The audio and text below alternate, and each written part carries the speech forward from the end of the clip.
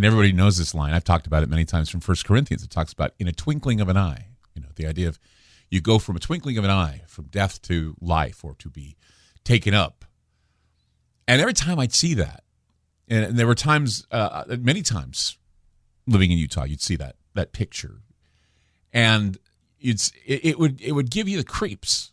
It gave me the creeps because it was like it was like Plan 9 from outer space. It was the idea of the resurrection of the dead, everybody dying, and then everybody coming up and being taken up like they were beaming.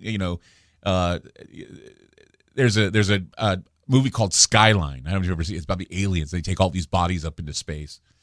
And, I mean, it's something that, a rapture is something that I just fully don't understand.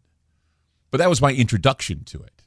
It was a kind of a supernatural, kind of a horrific thing, not having much explanation, but just learning and leaning everything towards this periphery of what is going on. I mean, I knew that if I was to grow up, I'd learn more about it. I wanted to know more about it because it just always triggered this idea of, how it looms. And so it's like a sign. And I can say people are looking for signs, but yet we're so caught up in our unbelief to believe that this is what's going on. I mean, we're becoming more Gnostic in our thoughts.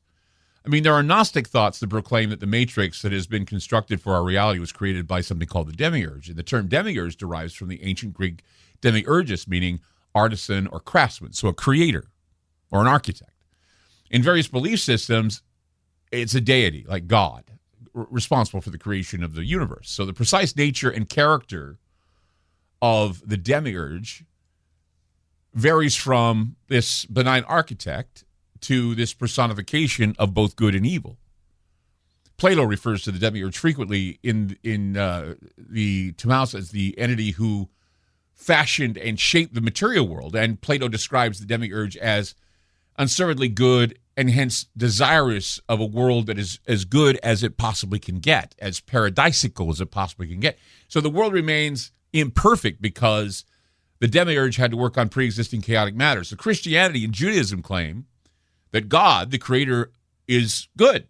But Christians claim the soul is corrupt due to the sin of Adam. Gnosticism is another matter. In Gnosticism, the Demiurge is by no means all good, but a bungling and incompetent fool, like a clown, that creates the world as a spiritual prison. Charles Fort said that, he said the Demiurge is the cosmic trickster, kind of a Joker, kind of like, that's why we all relate to the Joker as a character in Batman. So in this limitless universe, we have powers and principalities that cannot be counted, and demonic entities are as plentiful as the stars are.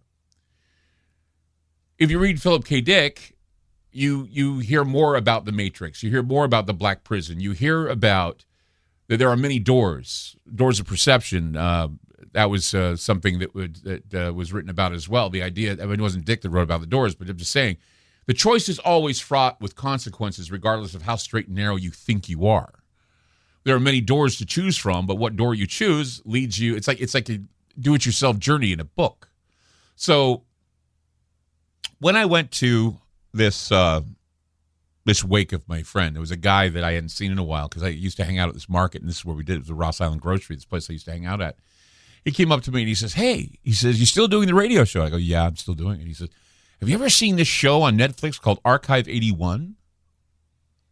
And I said, Yeah, I'm watching it. It's it's pretty crazy, pretty spooky show. He says, "Yeah, I watched it the other day and I thought, I wonder if Clyde's watching this. I wonder what Clyde thinks of it." Well, I had a hard time with it at first, but then as I was watching, I realized just how psychologically horrifying it is, because it takes on a different way of looking at horror, kind of like what The Sixth Sense was like. When the little boy said he could see dead people. It's very unique. This new horror genre they had, this highbrow horror stuff, and it's because it focuses on this slow burn of supernatural psychological aspect of horror and being involved with something that you can't explain.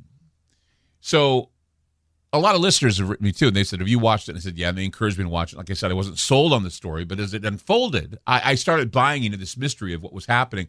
And I was also interested in this Lovecraftian undertones and the introduction of an unknown demon effigy named as Kalego.